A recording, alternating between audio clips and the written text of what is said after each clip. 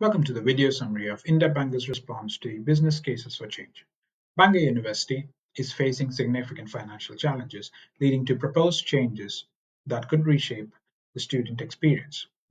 India Banga, your students' union, has gathered student feedback and compiled a formal response.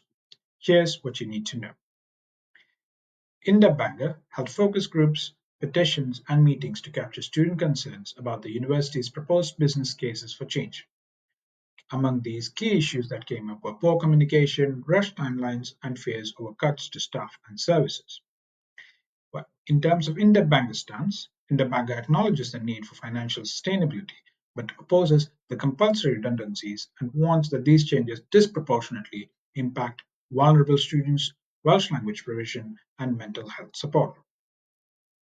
The next section essentially highlights the various key areas of major concern, and that can be found on page 11.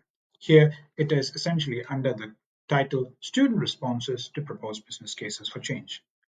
All the concerns and questions that have come up in this have been raised specifically and explicitly by students. In terms of the arrangement of the section, we first go on to the concerns that have been raised by students, followed by questions. This is the theme that has been followed throughout the document. First, it starts off with accessibility and communication of the business cases in terms of the language used and the timing. Next is concerns about professional services, which includes the disability and well-being services, careers and employability, and archives. Furthermore, there's also a section on the closure of academy. And after each section, as you can see, there's a section of questions which the students urge the university to answer. Further on, we move on to accountability and transparency from the university executive. The next section is about concerns from specific schools, which have come out through the focus groups that were held with each of these schools.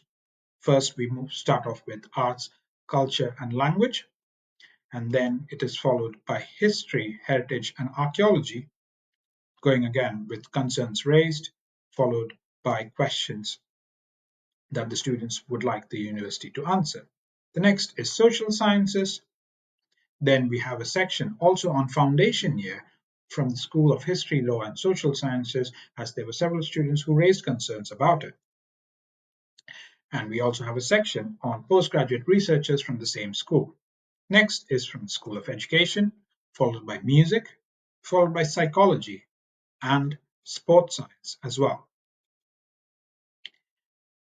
In the end, we have a section which is called a summary of questions, which is essentially all the questions that have been asked by students throughout this document, which has been arranged thematically based on its relevance, from accessibility and communication of business cases, disability and well-being services, to various different schools, and finally to schools such as psychology and sports science courses. The next section is an appendix which has student petitions. This is submitted as evidence to show the number of students that have signed the various different petitions. And finally, we have a glossary section where you can find the full form of different acronyms that have been used throughout this document. And lastly is the bibliography for every reference throughout the document.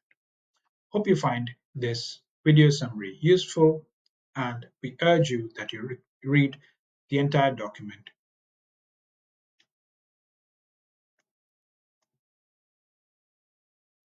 Welcome to the